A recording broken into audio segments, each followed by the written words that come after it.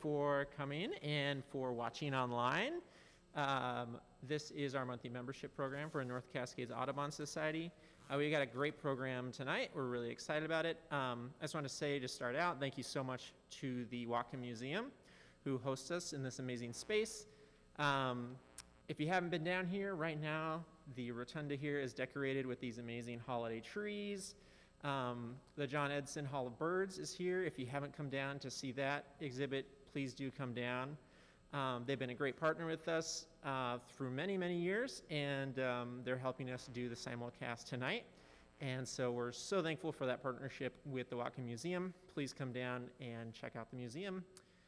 And I did want to call out some of our field trips coming up. So our field trips this month and last month have been very, very popular, but there are a few that still have some open spaces. There is a field trip to Skagit Flats, December 14th, and that has some spaces available. There's also a Fairhaven walking trip that was very popular last month, and it still has some spaces available this month as well. The January 1st Semiahmoo Spit field trip also has some space available left as well. So please go ahead and head to our website. You can see all of our events happening there and register for our field trips. And I also wanted to make a special call out to our eagle watching field trips coming up. So we've been doing these the last several years. People really enjoy them. Large congregations of bald eagles on the Nooksack River out on the North Fork. You can go ahead and head to our website, find all the information about those trips, sign up, and go out and see some bald eagles. It's really exciting. Even through all the floods, I've been seeing a lot of eagles showing up in just the last few weeks. Numbers are getting larger, and the concentration and density is getting a little bit larger, which is typical this time of year. So those are really exciting trips. Go ahead and check out those events on our website, northcascadesaudubon.org. So next, I'm going to have Stephen Harper come up and introduce our program tonight. Thank you so much for checking this out.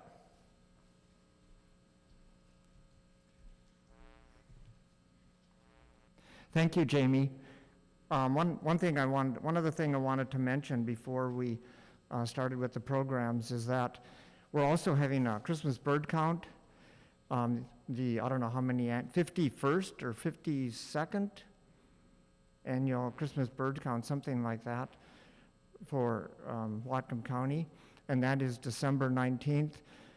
And if you are not participating yet and have some interest in that, you can go onto our conservation, onto our webpage, and in the conservation section of our webpage, you can see Christmas bird count, and you'll find the contact Doug Brown, who you can call or email and ask about the Christmas bird count. So he may still have some spaces available as far as helping out with the Christmas bird count. So I want to introduce our program tonight, but before I introduce our program, I want to just mention that our next official program is the fourth Tuesday of January. And in the fourth Tuesday of January, we have Jason Ransom, who is the lead wildlife biologist from North Cascade National Park. And he's going to join us and talk about the wildlife monitoring and research projects that are going on in the North Cascade National Park. So that should be a really good presentation. And that will also be simulcast, as is this program. That's the fourth Tuesday. I think it's maybe the 22nd. I'm not sure exactly. You'll have to look up and see. But it's the fourth Tuesday. So tonight, we have two presenters. And the idea for this program came from two of our longtime members.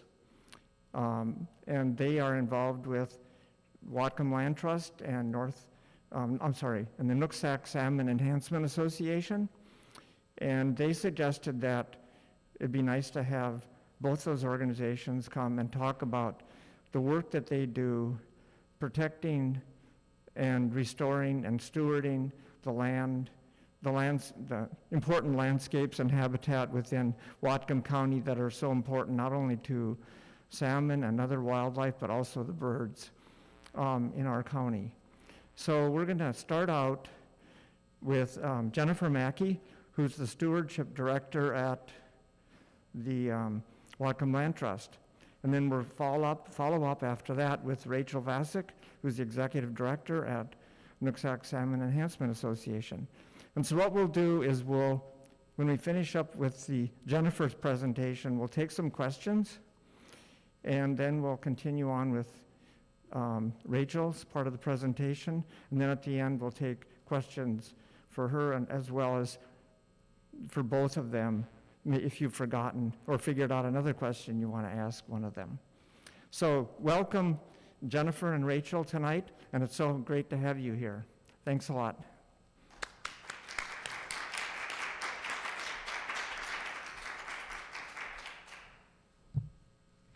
Thank you, Stephen, and everybody else that is attending tonight. So as Stephen mentioned, my name is Jennifer Mackey. I usually just go by Jen. I'm Stewardship Director at Whatcom Land Trust, which essentially is just everything after we acquire a property, I manage and take care of, which is a lot, as you will see. The other person that was going to join me tonight, Alex Jeffers, he's our conservation manager and focuses on acquisitions. He wasn't able to join tonight, but I do have his contact information for anybody that has questions. So Whatcom Land Trust, what in the world is a land trust? I like to give kind of the overview. I really wish we would have gone with land conservancy, 37 years ago. But here we are one of the many WLTs in Whatcom County. So land trusts are nonprofit. We are not a government organization, even though there is Whatcom in the title. We're just kind of working in this particular area because we're kind of sandwiched in the corner of the U.S. There are over 1,700 land trusts across the U.S. And mind you, these statistics are as of 2015, so there may have been some additional changes over the last 6 to 7 years. Land trusts across the U.S. have protected more than 56 million acres. That's double the amount of land of all national parks across the entire U.S. So a lot of land trusts are working around the clock to protect a lot of different landscapes. In Washington alone, in the state, there are about 24 land trusts, to give you kind of an idea of how we're spread out. The next kind of land trust to us would be Skagit Land Trust. There is also Colshan Community Land Trust people get confused with, but they primarily focus on affordable housing. We focus more on the landscapes and less development. So all land trusts have something somewhat in common, but all are a little bit unique, and it usually kind of depends on the area and the area of focus and what is it that we're all conserving. So this, we're kind of looking from the side, is Whatcom County. So you see Fraser Valley, so you see Canada kind of to the left there, Skagit Valley to the right as well. And we're just kind of focusing on that northwest corner of the US. We've got the mountains, we have the ocean, and then we have the Canadian border to our north. So we have kind of a staggered line shared with Skagit Land Trust that we work with. So why in the world do we exist? The whole point is we realized, 37 years ago, primarily in kind of the Ferndale, Linden area, was, wow, we're losing a lot of farmland to development. There's a lot of houses coming in with yards, less food production to provide for Whatcom County and the surrounding area. What can we do to help protect the different landscapes? So these are projections. In 2040, we're anticipating an additional up to 150,000 more people in Whatcom County. In Vancouver, BC, projecting another 1.2 million people. In the greater Seattle area, which does include kind of Tacoma, Olympia area, the major cities, an additional 1.4 million people. And then you consider, okay, as climate change worsens, where are people going to go? As things worsen in California, Washington looks really appealing. And mind you, these are pre-pandemic numbers as well. So this is kind of what it looks like visually, and these are all numbers in addition to what's already currently out there for the population. So what we focus on is conserving lots of different types of landscapes around Whatcom County. We do so many different things because Whatcom County is so diverse. You know, we don't just have farmland, we don't just have wildlife habitat areas or public parks. There's so much interest as well. So that's why our mission statement is relatively long. I'm not going to read it out word for word. But essentially it covers kind of all of the different things you can think of for landscapes when it comes to kind of owning and protecting land. So how we accomplish our mission is done in a few different ways. The first is we own a property outright. So that means we purchase the property, whether someone listed for sale and we purchased it, or someone said, hey, if you're interested in buying it, we'd love to sell it to you. Rarely do we get donated properties. That's pretty rare. It's usually purchasing of the properties. Right now, we own about 6,000 acres around Whatcom County. That's about 100 different properties, some ranging from 5 acres, some larger, a couple thousand acres, like our latest Skookum Creek area. So with the properties we own, we are the caretakers. We own it, we manage it, we are the willing landowners to do the restoration work. We are the ones that are taking care of it year after year after year, just like any other landowner. The difference is we're trying to make it permanent. So, whether or not I'm here, the next stewardship director will still be taking care of it as well. So it's going to be protected forever. In perpetuity is the idea. We also protect different landscapes by conservation easements. So these are the more complicated ones for people to kind of understand. It's essentially just a legal binding document on a property that restricts something. So a landowner still owns it, they can sell the property, they can do, various different things that you're able to do by being a landowner, but then we have specific restrictions. So some examples of those would be our agriculture protection program that we partner with Whatcom County. And that focuses on preventing further development, kind of as I had mentioned earlier. So preventing a lot of subdivision, a lot of kind of residential lots being created, and protecting kind of large farmland that can stick around for generations, growing food for Whatcom County and the surrounding area. Some other examples are public parks. We've actually created 15 different public parks around Whatcom County. But then also realizing if we are going to manage all of those public parks, that falls under my plate along with the rest of the 6,000 acres for habitat. So in that instance, we help protect it, we create some sort of trail system, and then we say, hey, Whatcom County Parks, are you interested? And we transfer ownership with a conservation easement so it's protected forever. Conservation easements never go away. They're not a short-term contract. They are permanent and exist with the land. So that is almost 10,000 acres around Whatcom County. So we're already about 16,000 acres kind of protected landscapes around the county. One of our kind of less known is facilitation. So that is really, we don't own it, we don't have an easement, but we've helped protect it in some way. And that is primarily, you're looking at kind of that Lake Whatcom reconveyance, so Lookout Mountain and the north side of Lake Whatcom that County Parks now owns and manages. We didn't see the need for an easement nor to own it and manage it, so we helped kind of provide expertise, also a lot of funding as well to be able to transfer ownership of that property. That is about an additional 10,000 acres. The last one is community engagement, right? We need to get people outside, get out onto the landscapes to actually care about these places. So community engagement is also a really big one that we do in various ways. So what that kind of looks like on the ground, I'm not sure how well that those bright green polygons show up, but you're looking at, almost 6,000 acres around that we own. You'll notice that they are primarily along the Nooksack River system that we own. We also have several conservation easements spread around the county, and we have a lot of kind of those yellow polygons in that northwest corner, and those are specifically protected for agriculture. So we don't want to necessarily protect an existing 5-acre hobby farm close to Mount Baker. We're really kind of focused on where exactly we want to protect different landscapes. And so what are we protecting? I mentioned kind of the Nooksack River system is primarily where we own. We protect different farm landscapes. What is it that we're really looking at when we own a piece of property?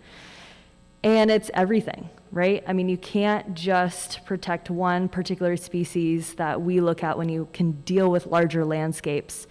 And so it's everything, and everything needs water. So that's why we focus on the Nooksack River system. The additional component to it, which I think we all kind of really felt this last week, is that we provide a nice buffer to the surrounding community.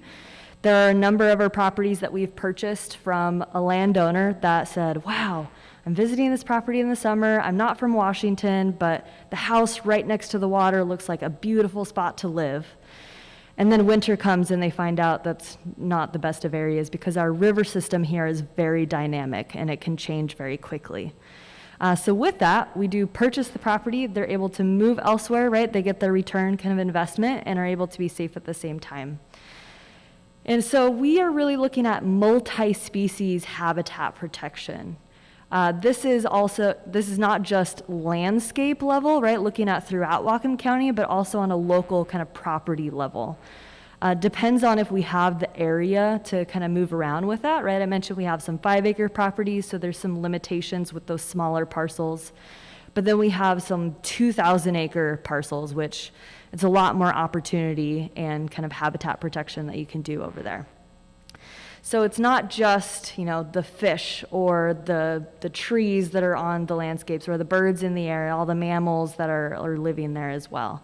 So kind of all of those multi-species. And so how do birds fit into here specifically? So this presentation is primarily geared towards birds.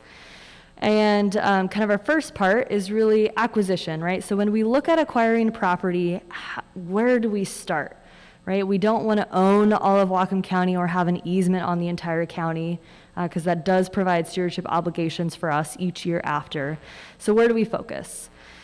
There does have to be some sort of risk associated with the property. So whether that's being, it's going to be subdivided and become a big residential lot, or it's, a major wetland that's going to be filled in, something that obviously would be allowed, not anything that would not be allowed. So when we look at properties to acquire, we look at that risk factor, but then we also look at, okay, what about the benefits for habitat? Do we want to own it?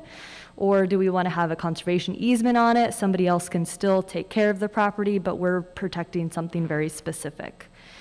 So we do that primarily in a couple different ways when looking at birds. So one is by looking at priority species. So that is kind of your preservation idea. Kind of looking at a property that has this great, maybe endangered species on the property and therefore is really worth protecting kind of as is. So that is one way. An example is Skagit Creek. As I mentioned, it's about 2,000 acres, so there is marbled murrelet in that area. That gives us a big reason why we want to protect that landscape. The other way is protecting just habitat for a variety of species, bird species. Not necessarily an endangered species is there, but it doesn't mean that species aren't going to become endangered. Bald eagles are a really great success story, kind of on the other end, right? They were listed, and then because of all of the habitat protection and everything that we have done, we don't necessarily have to worry about them as much. It doesn't mean that we should still care, which is why we still protect different landscapes for all different bird species as well. And so we've got some different examples there as well, but again, kind of looking at those wildlife habitat corridors to protect a variety of species. So how do we use bird data? Where do we get this information? How do we utilize it? How does this kind of help us gear kind of our acquisitions and planning into the future? We use eBird a lot. eBird is certainly the most accessible piece of information that we can access to get a lot of data from experts, or at least mostly there, but you can vet each other. Much better than, you can look at WDFW, their priority habitat and species list, but they only provide kind of a few options, and usually those of concern, not necessarily all of the diversity list that's currently there. And so, as I mentioned, diversity. Diversity is really important for us as we want to protect a lot of different things. We want to protect what's here and then also what can be here. And with diversity being an indicator of high quality habitat and diversity, we really look at that. We look at, okay, where are there a lot of different bird species that are on this particular list or only a few? That kind of gives us a better idea. So we have the South Fork on here because really I just want to emphasize that any observations that any birders provide, that you provide, is really helpful for us. And a lack of area covered means a lack of information that we don't have. The main kind of limitation I think we have found is primarily a South Fork area, which tends to be land ownership, getting kind of access to the land, but we do have a various kind of land ownership out there as well.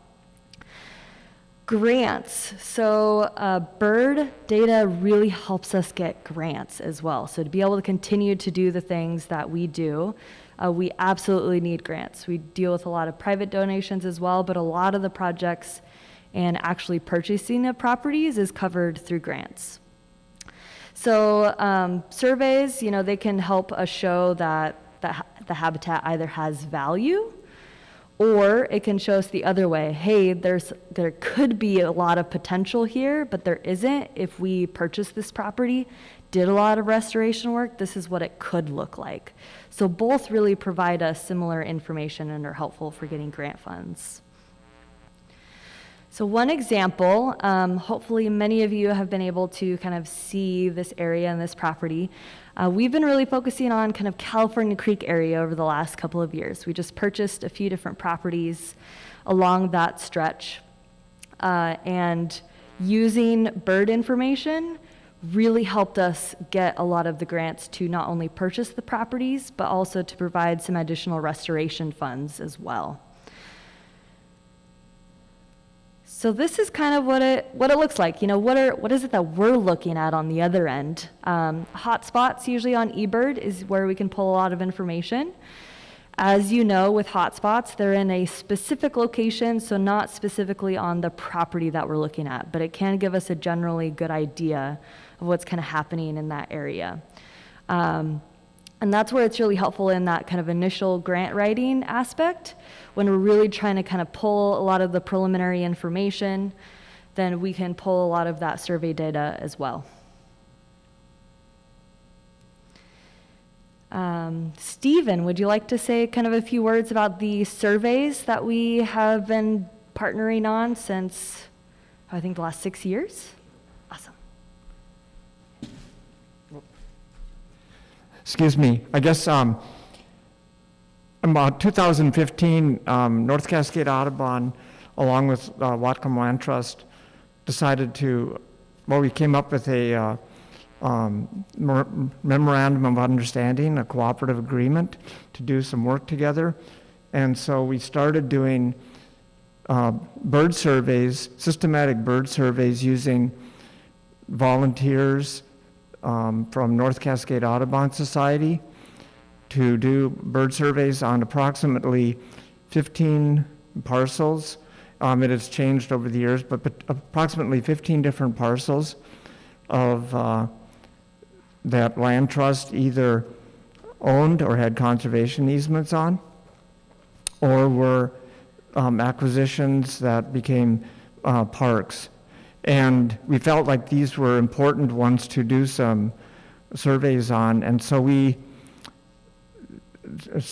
been doing surveys 3 times a year over the past 6 years. So we have 6 years of data, and we will be analyzing this data. I mean, you have to accumulate quite a bit of data first before you can actually start to do some work analyzing it. But we're going to start analyzing the data this winter and see what we have. Now, the purpose of the surveys is really to benefit Whatcom Land Trust in obtaining grants and also in developing habitat, either restoration or management programs, And then partly it's just to find out what kind of species do we have on the property as well, because sometimes there isn't good baseline data. So going forward, we'll have good baseline data to see what happens as these different programs and different stewardship techniques happen on the properties. So this is a great cooperative program that we've partaken in with the Whatcom Land Trust. And it's been a pleasure working with the Land Trust on this with all of our volunteers. The other thing it's done is it's really gotten North Cascade Audubon members and birders much more aware of the properties so that they can be out there and helping. Not only it's another place for birding, but it's also a property that they can be checking out and monitoring to make sure people are really protecting the area and not messing around, to put it sort of lightly. Cutting trees, doing other, building campfires, that sort of thing. Thank you, Stephen. So we have been partnering doing bird surveys on our various properties. I feel like there's always more, so getting more volunteers out there is always appreciated.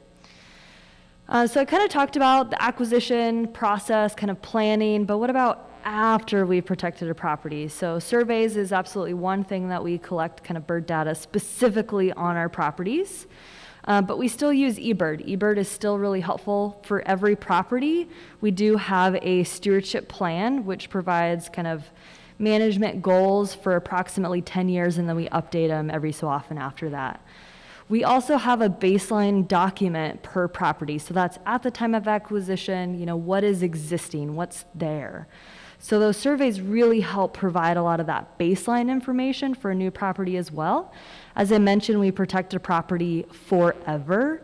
So being able to have that information from the start and how it changes year after year is extremely helpful. And then, of course, I just mentioned it provides that long-term annual data, which is really, really hard to get. So long-term, as Stephen mentioned, it can be analyzed after that. So that can really tell us a lot about, when looking at kind of local property changes and kind of that larger landscape changes, or even looking at kind of climate change, what is happening out there, and provide us actual kind of information to be able to manage the properties appropriately. Grants. Again, here we are again. So even after we purchase a property, we still need projects to be completed and therefore funding. So demonstrating that high bird diversity can really provide higher ranking for grants by saying, hey, this property is really worth protecting. These are additional things we like to do on the property, and then be able to get additional grants to manage the property even better. Conversely, lack of habitat and/or diversity can really help us provide additional higher ranking, saying, hey, we have a lot of restoration that we need to do out here, and this is the big need. This is the potential of what it could look like if we were able to do this project. Additionally, just that increased partnerships with additional organizations is really great as well. Nobody can do it alone, so being able to see that we have additional partnerships, additional expertise that can provide recommendations is really helpful. And then the last is really providing access to additional funding sources. I'm sure you're all familiar with Cornell, and they provide some additional kind of small grant funds that are really accessible if you partner with a local Audubon Society. So that provides kind of a win-win situation as well. For management and restoration, so those surveys really provide insight into potential management needs and/or considerations. I mentioned considerations because maybe there's not really anything we need to do management-wise, but we're learning. We learned some new things. We realized, hey, this is the way that we've been doing things for a very long time. We have new information. Maybe we should do things a little bit differently. So we do remain adaptable. We're in it forever, so we realize and recognize that something we were doing 50 years ago may not make the most sense anymore. As a large landowner, we can provide additional space, right? We have the landscape, we can get additional birders out to various different places around the county to collect data, and then also additional bird boxes, which I'll talk about a little bit more later. We also consider, okay, what kind of bird species are there, what would be helpful when we look at plant species and a lot of restoration activities. So you'll see this is a before and future example. It's definitely photoshopped, which is why the trees look nice and blurry. So this is actually in the South Fork. It was a poplar plantation. Creek was totally buried, and this is kind of mid-restoration. It has since been planted a lot. I always like kind of the future visual of this property because you see that all of the waterways have been planted, but there's still edge habitat, there's still open meadow habitat, there's a diversity kind of on the landscape that's not just forest. And again, kind of that long-term data really allows us to reassess, what are we doing with the property, what are our goals, what are our priorities to be able to accomplish that habitat protection. So here's kind of one example. I thought, wow, this one is very, very fitting that I've been also working on the last several years. We're getting closer. But it is a small 5-acre property with a lot of potential. So this property is just behind the Kendall Elementary School. It's right along Kendall Creek where it fans out into a wetland. This property was donated in late 2000, so we acquired it, almost 21 years ago. At that time, we said, hey, Nooksack Salmon Enhancement Association, are you guys able to plant this property? We would love some help. So we did a lot of restoration, focusing on kind of getting that tree overstory along the waterway, getting some shade. And then this last kind of few years, we brought a lot of students out to do some additional shrub planting. Because we own a property forever, we're really trying to get the forest if need be, or maybe it's a meadow kind of wetland area, but back as soon as possible. It's really kind of a race against time. So we look at that kind of forest overstory regeneration first, and then we can follow in thin as needed and then provide more space for a lot of those bird-friendly plants as we did here. And brought in a lot of students as well, which you guys will hopefully hear a lot more about the project and kind of next steps coming summer. And community engagement. So I mentioned, we as a very large landowner really provide space. We have acres, we have land. A lot of people are looking for places to go, whether it's for birding, getting additional information, protecting different landscapes. And as I mentioned, bird boxes are very helpful as well. Partnership also just provides increased education. So instead of just one organization providing a lot of outreach on why birds are important, having that kind of cross-partnership can provide additional education and outreach to additional people around the community. And it also provides additional ways and kind of opportunities to get people out onto landscapes. I would not be able to lead surveys on our properties for birding alone by any means. I can show you plants and other things, but birds is not my area of expertise. So by birding, we can get a lot more, not only the information, but just kind of opportunities out on the different lands as well. And as you can see, I kind of have a theme here. We can't do it alone. Not only because we're a large landscape, but we have a lot that we want to do and a lot that we can do in Whatcom County. So we really look at a lot of partnerships, ranging from basically anyone that you can partner with, various different business partners. This one, I love this photo, is actually Super Feet, that makes soles, and then Ram Construction, hence the excavators. We removed more than 2 acres of Scotch broom within a couple hours with all of the equipment. And it was amazing. So even if your organization isn't specifically focused on land conservation, there's still a lot that they can offer. We partner with Whatcom Conservation District on various things as well, Nooksack Salmon Enhancement Association, pretty much all of the time as we have lands along the Nooksack River system. Whatcom County Parks and other just kind of trail recreation organizations as well. Tribes, so Lummi Nation and Nooksack Indian Tribe, in addition to even tribes further south for a lot of kind of animal data. and then Whatcom County Amphibian Monitoring Program, and I'm sure I'm missing several here, but here's what I could fit on a slide. And so what do we need from you, right? We're saying that, hey, these surveys are great. So first, keep up the great work. All of the surveying information is extremely helpful for us. Even if you feel like, hey, I'm just kind of going out there, I'm hoping the data is being used, we absolutely utilize it and definitely need it. If anything, I would say, how can we do more? How can we get to different areas of Whatcom County and get additional information throughout the entire county? I mentioned bird boxes as well. So this last year, we've been inventorying on all of our properties, where are all of the bird boxes that have been installed over the years? And I'm gonna need some volunteers that will assist in cleaning them. I can't get out to them all annually, so if anybody's interested, I will share my contact information at the end here, and feel free and reach out. It's also a really good way to see all of the different properties around Whatcom County as well. And so with that, thank you all for letting me kind of present and talk all about the land trust today. So I was Jennifer Mackey, Stewardship Director. Alex Jeffers, Conservation Manager, focuses on acquisitions. And then we do have a volunteer coordinator if you're interested in volunteering. Of course, you can always check out our website as well. Thank you.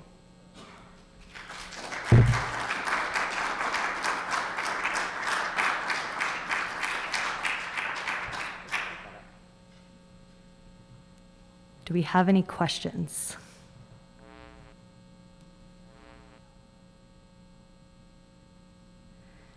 Great, I covered everything. I will pass it off to Rachel with Nooksack Salmon Enhancement Association. Thank you, Jennifer. I'm going to need just a minute to switch presentations here. We thought we'd be really smart and get them on the same computer, but we didn't stitch them together. And I just want to do a time check as well.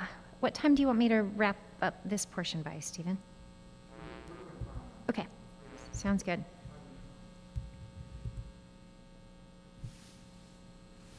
Okay, great. Well, thanks again for having me. My name is Rachel Vasak. I work with the Nooksack Salmon Enhancement Association, and really excited to be able to share with you tonight a little bit about the work that we do.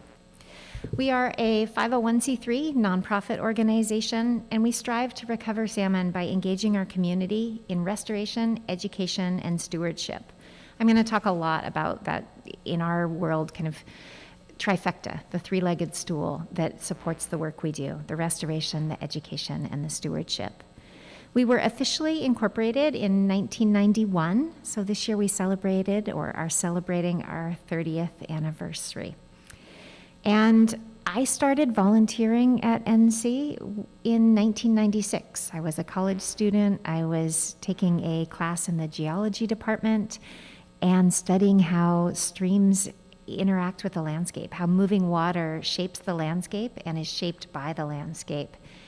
That's how I was introduced to the first restoration project that is kind of how I met NC, and I've been enamored with our work ever since.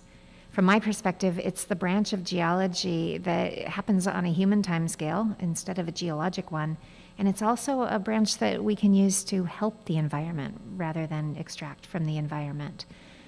I became enamored with the work that NC does because I noticed the changes. I could see the changes happening and the benefits that we were creating. And I'm a person that needs challenge and change, and our work continues to be challenging 25 plus years later for me. So that's a little bit about kind of who I am. So diving into our sense of place, our work happens in the western part of Whatcom County. It takes place on ancestral homelands of the Coast Salish peoples, specifically the Lummi Nation and the Nooksack Indian tribe. Those two tribal leaders are considered co-managers in the salmon recovery world. They work collaboratively with Washington Department of Fish and Wildlife to make all of the management decisions regarding salmon. So the way I see it is we work under tribal and Department of Fish and Wildlife leadership, and want to recognize that they are kind of the original stewards of this land and continue to steward it and provide leadership for salmon recovery to this day. So how did our organization come to be? In 1990, the state legislature adopted legislation enabling the establishment of community-based nonprofit organizations to produce salmon and restore habitat, to involve local communities, citizen volunteers, and landowners in the state's salmon recovery efforts. And this 1990 legislation basically was saying the top-down government-led approach to salmon recovery isn't working. We need to empower local community members to be involved and be part of the process. We need to support grassroots efforts to recover salmon. And that was what created what is called the Regional Fishery Enhancement Group program. As you can see by the slide, there are 14 different organizations. We're all independent nonprofit organizations, and we work to engage our local communities in the process of salmon recovery, recognizing that the needs here in western Whatcom County might be very different than the needs in Yakima County or Walla Walla. There's a lot of differences around our state, and it's great to be able to take local action to help make a difference with our local priorities. So NC is an apolitical organization. We work collaboratively with Department of Fish and Wildlife, all of the other regional fishery enhancement groups, and our focus is restoration, education, and stewardship in our geographic area, western Whatcom County, in the Nooksack Basin, as well as independent drainages, both that drain out to the saltwater or north into Canada. We work collaboratively with salmon recovery partners like the tribes, the co-managers that I mentioned, as well as the local Whatcom Conservation District, the Land Trust, you've heard about a couple times already, and others. Our strategic vision is led by a volunteer board of directors representing our community. It's also directed by a small professional staff and implemented with assistance from thousands of community members each year. With this framework, we strive to recover salmon populations. Our belief is that our culture, our economy, and our environment are absolutely dependent on salmon. So I want to share some examples of the restoration, the education, and the stewardship that we do. Community engagement, as pictured here, is a core part of all of NC's work. It's integrated into the restoration, education, and the stewardship programming. And I think it's fair to say that that's really the niche that we and other regional fishery enhancement groups fill around the state, is involving our community in the process of salmon recovery. One of our strategies to ensure sustainable salmon populations is to restore habitat. We strive to find a compromise and a balance between our needs and the needs of salmon by working with landowners. And as a very large landowner, the Whatcom Land Trust is one of our primary partners. Each year, we focus on in-stream habitat restoration. We work to remove fish passage barriers, oftentimes replacing culverts that maybe fish can't swim through all the time or at all, with bridges. We place large woody debris, and we plant native vegetation to improve the streamside habitat. This here is a recent example of a fish passage barrier removal along Silver Creek, just kind of north of town here, that opened up about 1.3 miles of habitat upstream. Here's another example off of High Creek, which is off of out the Kendall area, off of the Mount Baker Highway, very near the tree that has all of the eagles, as many of you probably recognize that area. Our in-stream work is critical to create access to previously blocked habitat. Each year we complete an average of 5 to 10 different in-stream habitat projects. Those all happen within a 6 to 8 week work window. Every September is the time frame that we can get into the creeks and do that restoration. And this is another example which opened up 3.1 miles of habitat upstream that was previously inaccessible. This year, for example, we removed 15 different fish passage barriers, and that opened up access to 10.6 miles of upstream habitat. There's 2 more recent examples pictured for you here. I could go on and on at length about how important removing fish passage barriers are to salmon, but I think we want to talk a little bit more tonight about birds and other wildlife. So one more example of the in-stream type of work we do is fixing in-stream habitat to improve quality for salmon. And this is a good example of a recent picture on the right-hand side, and on the left-hand side, an older attempt to get salmon through a bridge area.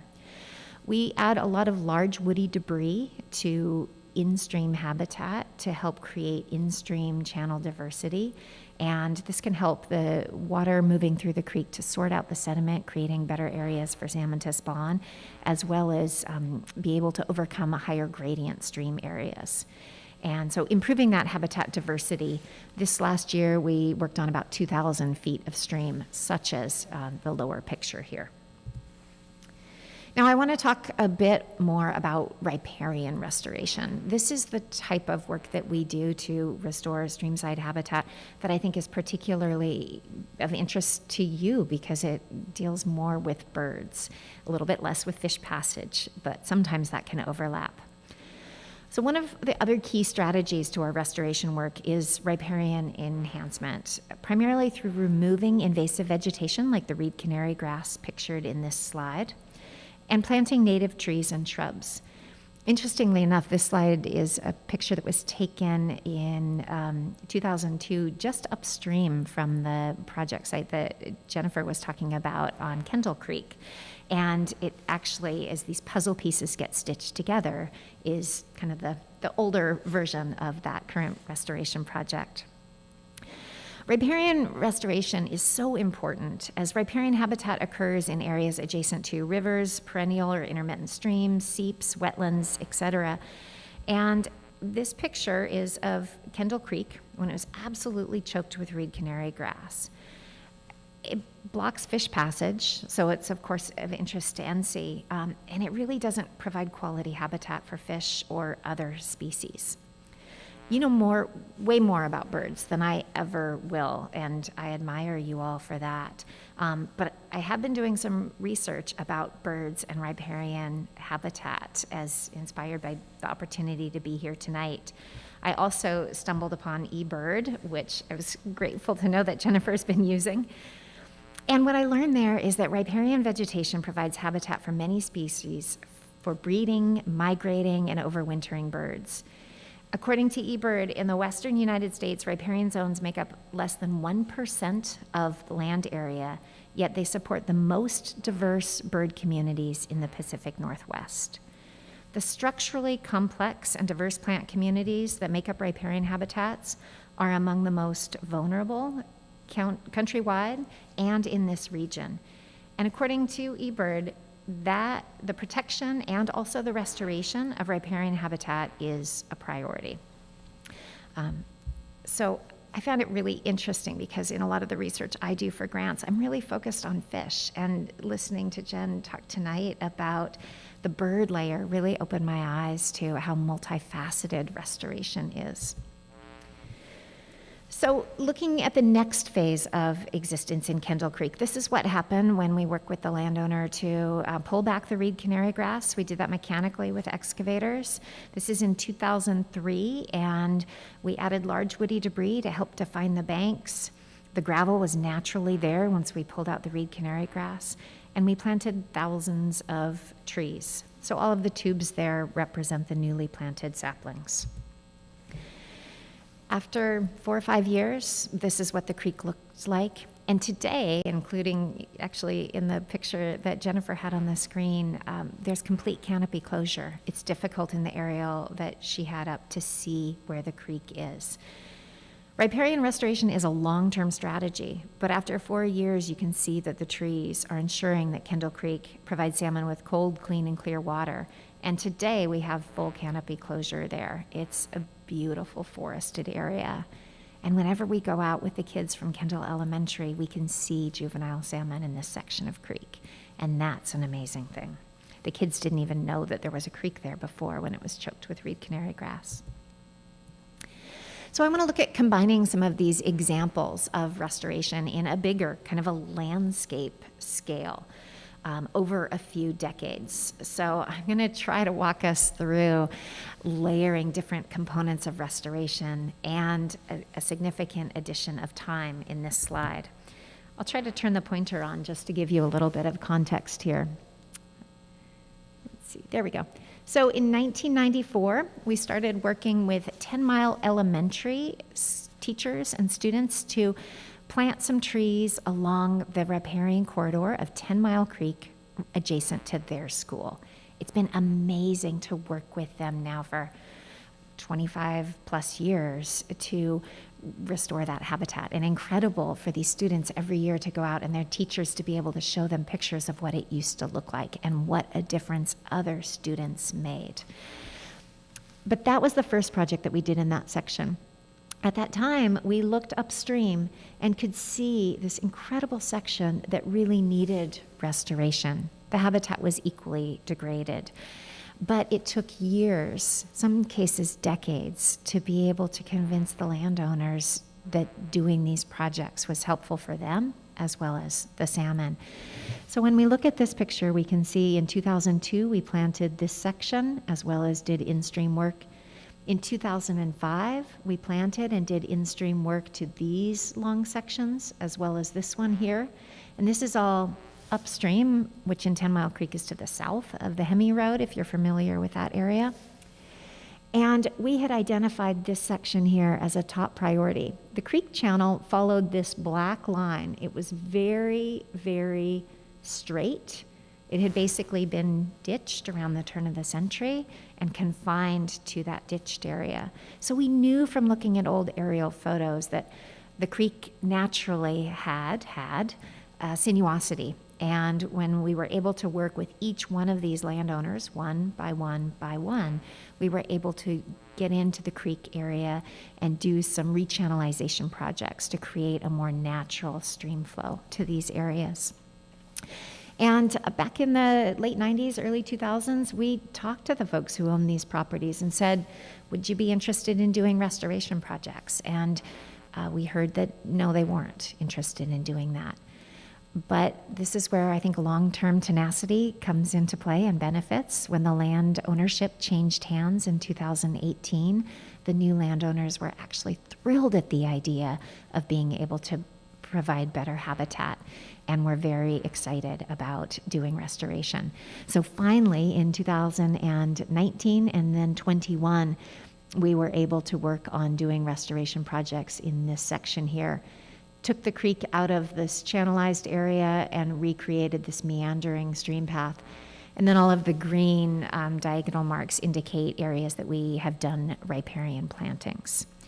So I'm hoping this kind of gives you an idea of what 5 miles worth of restoration over 20-some years looks like. So here's a couple of recent pictures of what this restoration work looks like. This is the new channel under construction in 2019. Now remember, they came through the kind of ditched area over here. This is us recreating the creek channel as best we could from the aerial photos and our on-the-ground surveys. And then this is what it looked like once the new channel was created. You can see a little bit of sinuosity, large woody debris, and right over here you can see the remains of the old ditched area that was really pretty filled in and choked with reed canary grass. We also worked to do a de-leveling project throughout this whole area. It was about 30 acres, I think. And that means just de-leveling the soil a little bit so we can create some little microclimates for different plant species to grow in. It also gives some of the trees and shrubs we're planting a chance to get just a little bit further ahead of the competition from the reed canary grass that's really prevalent in that area. And then, of course, we came out and planted the streamside corridor, especially the riparian area, as thickly as we can with native vegetation to hope that we get those trees and shrubs in what we call a free-to-grow stage and get them kind of more robust than the reed canary grass as quickly as possible. The only way we have found to really eradicate reed canary grass is to outcompete it. It does not thrive in shady areas. So the sooner we can get native trees and shrubs established, the better when it comes to riparian restoration. And then I just want to be clear too that in 2019, 20, and 21, we've had crews and volunteers out at this site planting continuously. And this is a little bit of an example. This is up just upstream across the Hemi Road, looking back at one of the 2005 projects. It gives you an idea of a before and after from a slightly different perspective. The before is taken from Hemi Road when we just planted that area. So the baby trees in tubes, just like the Kendall Creek project. This here is taken from a drone because you take the picture from the road and all you see is a wall of trees. So we needed to get up above it to capture the magnitude of that riparian restoration. And when I look at that picture, I kind of circle back to what I read on the ebird.org website, that riparian habitat is so limited and so critical for bird survival. So for me, that's really inspiring, not just for salmon, but for birds and other terrestrial animals too. So I want to talk for just a minute a little bit more about the work that we do with other programming. But to recap, this year NC crews have installed about 14,000 native trees and shrubs so far, and we'll plant another 6,000 before the end of the year. So roughly 20,000 trees and shrubs in the ground on a variety of riparian properties throughout Whatcom County, including a number in partnership with the Land Trust. I think this is great news for salmon and for birds. And one of the things that I had read at Department of Fish and Wildlife's website is that there are a number of birds, including the yellow-billed cuckoo, who are completely reliant on riparian habitat and listed as a species of need. So the more I learn about this, the more I want to learn, and I see opportunities to ask for your help to think about partnering with NC in ways that you might with the Land Trust, and to help us learn more about the birds that are benefiting from this habitat.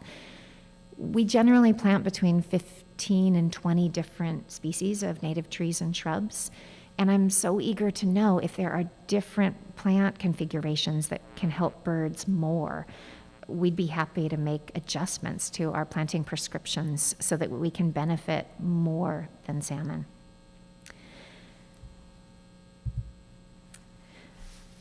So shifting gears to a little bit of our programming, this is just a quick overview so you have kind of a big picture understanding of NC.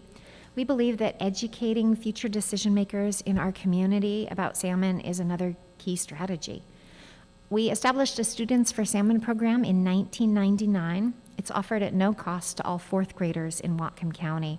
We currently, well, pre-pandemic, we were reaching about 98% of all fourth graders. We shifted to completely remote and put all of our curriculum online and offered it to teachers to share electronically last year. And this year we're back in person, and it's really great. At this point, we have provided nearly 30,000 students this education program. It's an in-class curriculum that the teachers teach, and a full field trip where kids get out and learn about the creek that's adjacent to their school or nearby their school. And then they do something, they take some action, they plant trees, or they clean up litter along the creek, or remove invasive vegetation.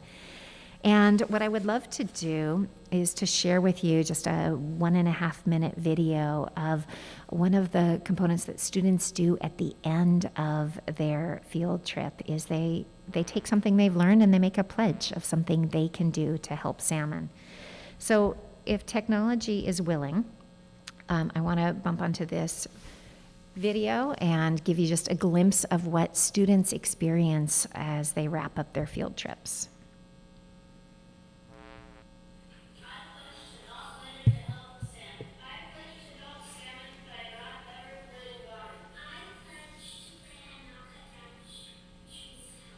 I pledge to be respectful to the environment and help salmon. I pledge to pick up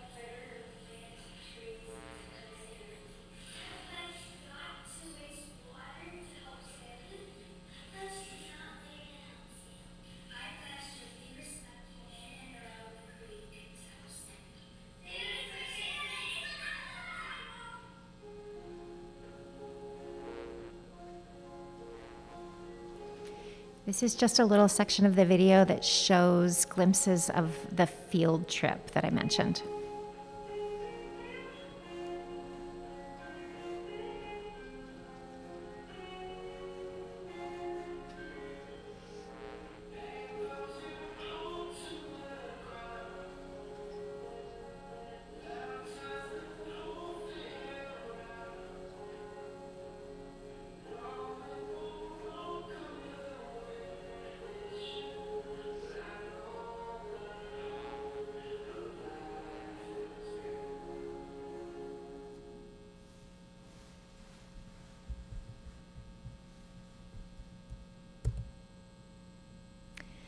I gotta say, I helped design that program and tested it out with teachers at 10 Mile Elementary in 1999. In 2000, we made pretty significant revisions based on the input from teachers, and we've been running it in some way, shape, or form every year since then.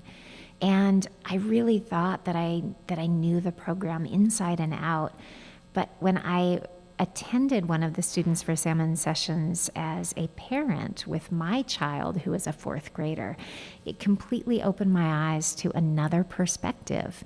And that was, how can we provide additional information to parents to help them understand what their children are learning and experiencing? And that kind of enabled us to add on another layer to that, and provided some additional parent information as a result.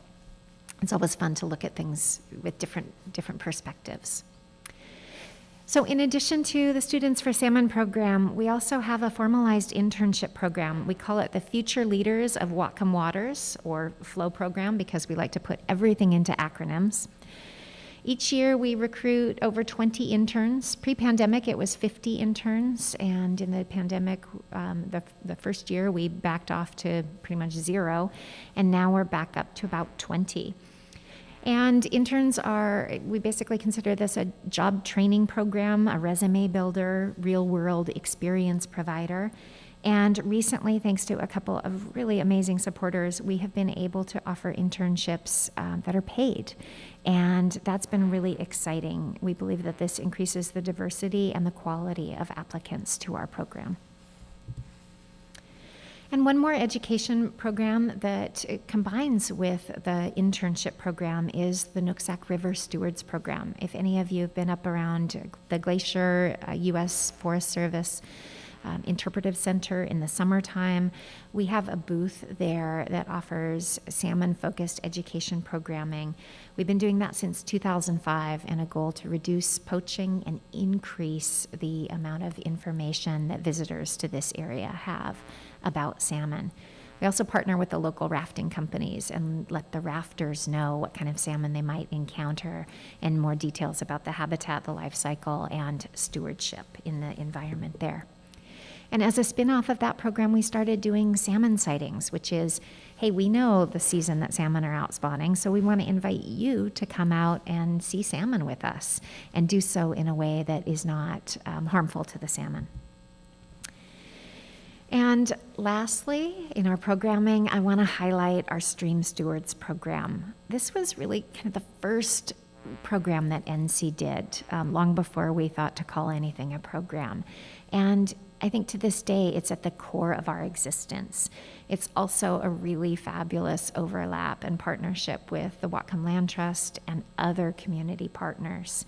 The focus with the Stream Stewards program is providing everyone in our community a chance to get out and plant a tree along a creek and do something to help the environment. We've been hosting work parties since the early 1990s, and in 1999 we really saw a transition in interest in work parties. Our work party participation went from maybe 10 or 15 people to 100 people overnight. And I'm sad to say that overnight catalyst was the pipeline explosion here in Whatcom Creek. That really kind of galvanized our community to want to get out and do something to help the creek. And we were in a position to help, to be able to provide a lot of opportunities to offer tools and trees and coordinate with landowners to do restoration along Whatcom Creek as a result of that. Oh, and I jumped ahead.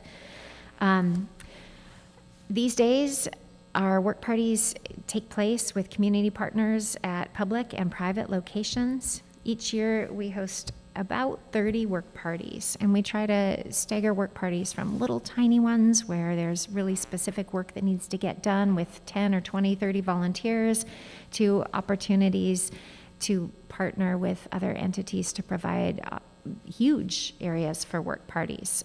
The Martin Luther King Day of Service, just ahead of the kind of pandemic shutdown, we had 505 people come out in January 2020.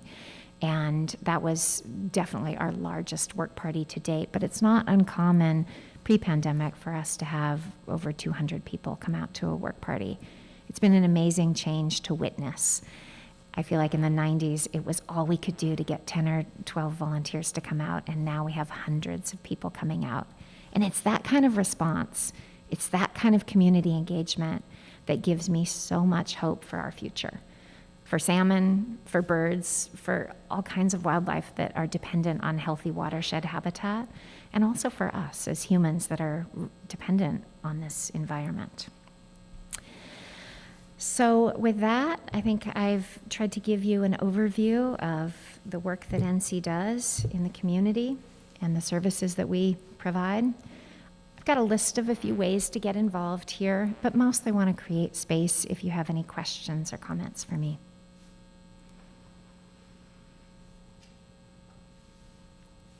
Yeah. I have a question.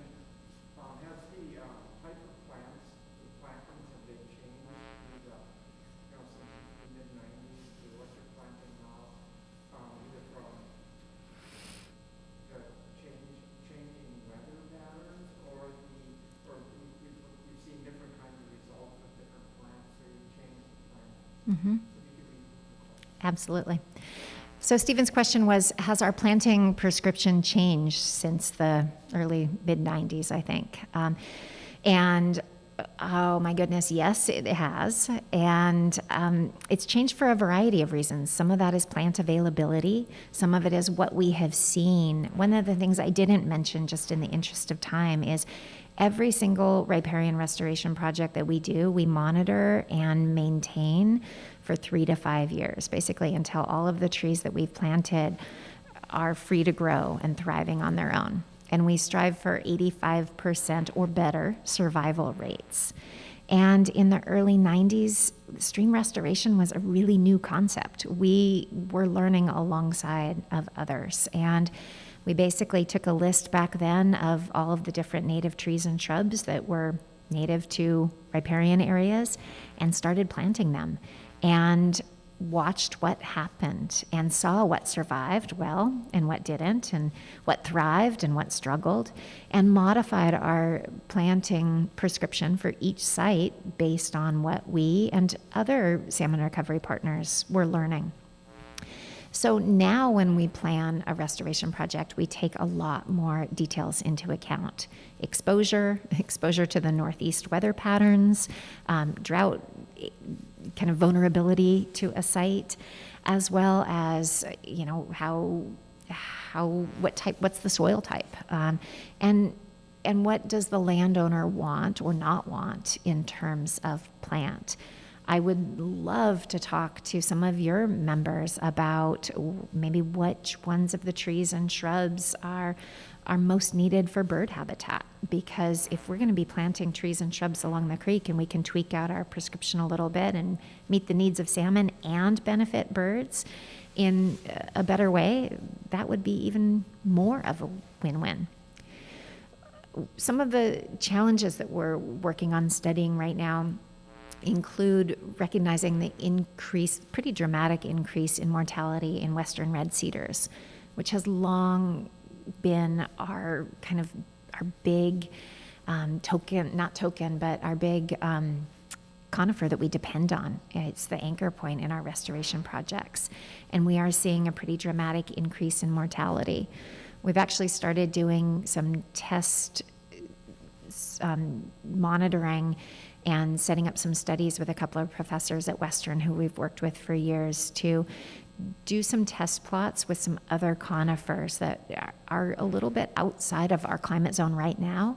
But as climate change modeling predicts natural migration of different plants, that would change. So some examples include incense cedar, yellow cedar, sequoia, and redwood. And just planting a few of those in certain areas and monitoring what the survival rates are and also what the growth rates are over time. If you look at climate change map projections, western red cedar is projected to move up kind of northways and up in elevation.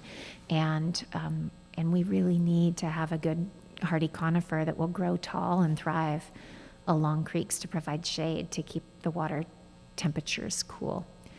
We're seeing spruce and fir top out around 20-25 feet because of I think there's a pine bark beetle that is attacking some of the leads in those. I'm not an expert on plants, but we've got a staff member who's much more aware of the details on that than I am. And then, of course, the shore pine doesn't grow nearly as tall as we need it to grow to get that conifer shade. So those are some of the things that we're struggling with. That's really the toughest problem that we're trying to learn more about right now. And we keep hoping that, a big, well-funded organization or university will take the lead on that study, but we can't afford to wait because we're seeing a problem and we need to come up with a solution. So we're looking at a 10-year study right now. I think we're in year 2 of that. And we've got an advisory committee put together that is comprised of all the experts we know on native plant species. So that's probably way more information than you wanted, Stephen, but your question got right at the heart of one of the biggest problems that we're grappling with as an organization in our riparian plantings. Any other? Yeah.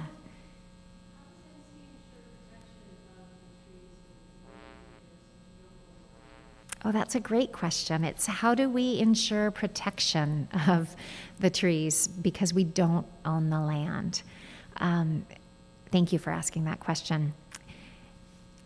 I love it when we can work with landowners like the Land Trust, where we know our values are absolutely aligned. And we have that additional security of conservation easements and permanent protection. But that said, there's 2 different ways that we have faith that the work that we're doing will continue to benefit the environment long into the future. One is that all of the landowners who we work with us on a volunteer basis. We are not in any way, shape, or form enforcement, and all the landowners are doing it because they want to.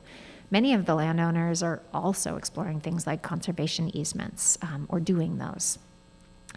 And then the other thing is that the Critical Areas Ordinance protects vegetation along creeks, depending on the creek type. It could be, I think, anywhere between 20 and 50 or 100 feet. That area along the creeks is actually protected. So once the vegetation is planted, then it is protected under the Critical Areas Ordinance. Interestingly enough, that ordinance didn't exist, at least in the same capacity and if at all, when we started doing our work. It was more of a leap of faith then, but now that gives us pretty substantial protection. In many cases, landowners are also signing landowner agreements that they'll help maintain the site or that they'll protect it into the future for X period of time, and that's usually driven by a grant funder. Any other questions for me? Oh.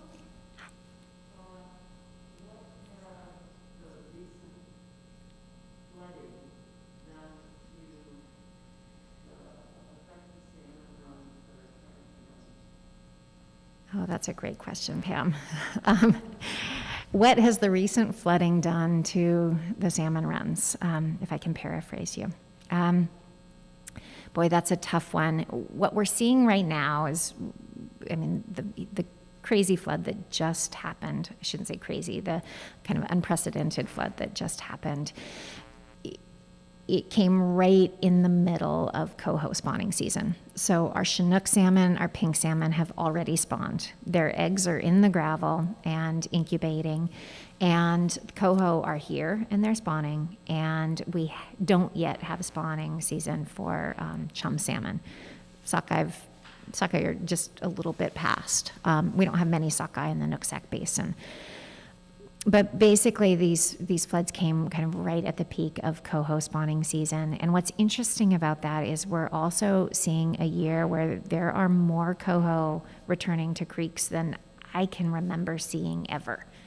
And I'm not giving you actual numbers, but I have, in the 26 or so years I've been doing this, I haven't seen the volume of coho coming back that I've witnessed this year. So that's just an interesting kind of framework that we're working in. I've been out to a few creeks as the water has subsiding, and what I'm hearing from landowners and what I've been seeing on the ground is that fish are kind of moving into newer areas that they maybe would have a harder time getting to before. I was out on Sunday at a property on 10 Mile Creek that's actually in a conservation easement, and the landowners there had shared that they had seen 16 coho. Normally they see 3 or 4. And that's a huge difference. It may be that it was actually easier for the fish to get to that section of creek because the increased flows added some lanes to their highway, so to speak. In other properties, I've been hearing from landowners, or in a couple of cases, been able to see for myself, that there's been some things that have moved around, but the fish are there, and they weren't washed out. Usually when we see flooding, the eggs that are in the gravel, the gravel gets moved around, and we see an increased mortality for eggs that have already, the fish that have already spawned put the eggs in the gravel, and we tend to see increased mortality from floods. So from what I know about salmon, I'd expect that there's an increase in mortality for the pink salmon, which will come back in 2 years, for the Chinook salmon, which will come back in 3 to 7 years, and maybe an impact on the coho, but because we're right in the middle of spawning for coho, the ones that have yet to spawn may be able to compensate. And of course, we don't know what the next rain events are gonna bring, and so forth. And it's natural for us to have rain on snow events and some high runoff events in the fall and some high runoff events in the spring. What we're really witnessing the change of is that we continue to have unprecedented events on top of unprecedented events. The climate change modeling says that our droughts in the summer are going to increase, and our rain on snow and our flood events in the fall, the spring, and even the winter are going to increase too. And that doesn't paint a good picture for salmon overall. Yeah, it's hard. It's a hard question to answer. So thanks for bearing with me. Any other questions for me, or did you all think of any questions for Jennifer after she sat down? Okay, I'm seeing yes, so come on up, Jen.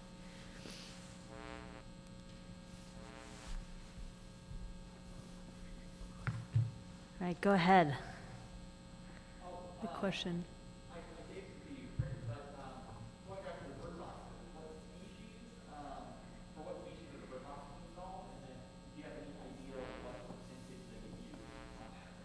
Perfect. Yeah, so the question is the bird boxes. So how frequently are they used and the specific species?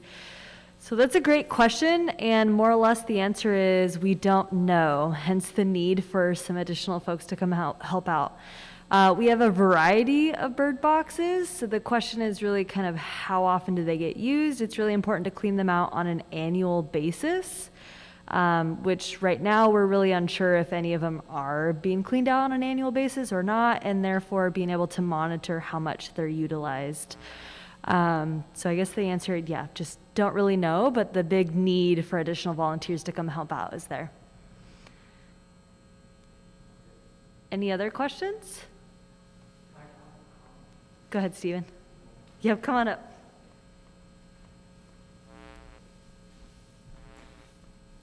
I was just going to quickly this isn't a question, but I was just going to quickly provide my observations of something that I witnessed on the Whatcom Land Trust property that they procured near Acme. And in fact, Jennifer showed it on one of the slides, Catalyst, where I think it was a alder plantation, a poplar, poplar plantation that was originally planted for, I guess, paper production. But then there isn't really a paper plant around here anymore. So when Land Trust procured it, they basically worked to remove all the poplar plantation, which is basically does not support hardly any birds at all in that plantation.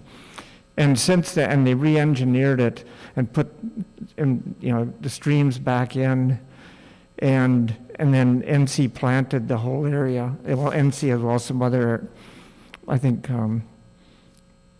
anyway, it got replanted. And so that's an area that I've been surveying for 6 or 7 years.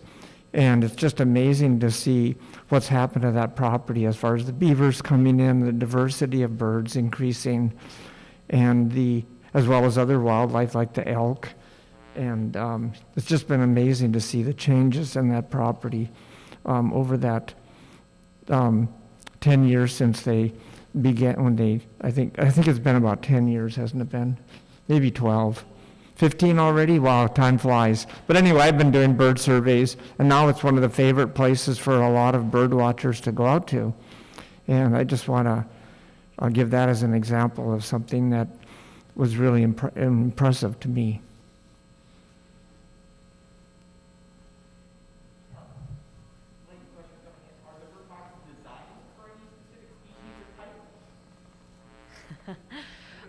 Yeah, we have, I don't know how many we have, at least 5. Steven has installed a couple, so maybe you'd be able to share more information. Well, there are some wood duck nesting boxes out on some of the properties, and I think those are being monitored. At least some of them are. Kestrel boxes have been put up, and I don't know of. I've seen some I'll call them bat boxes. I mean, not really boxes, but they're nesting. They're constructed for bats to be able to use, and those are the ones that I've seen on the properties. Those are the primary ones.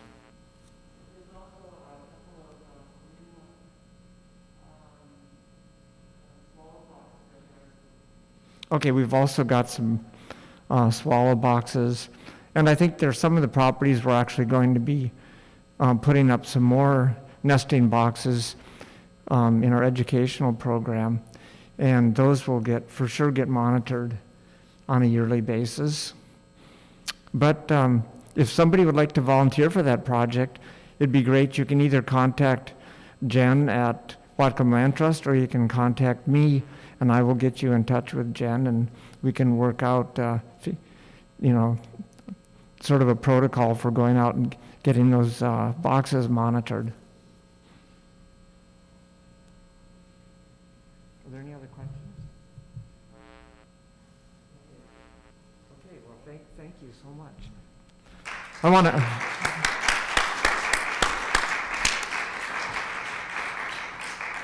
want to thank Jen and Rachel for coming tonight. I really appreciated it, and I hope you all enjoyed the program and learned quite a bit. I certainly did. So thanks again, and we'll join you in January.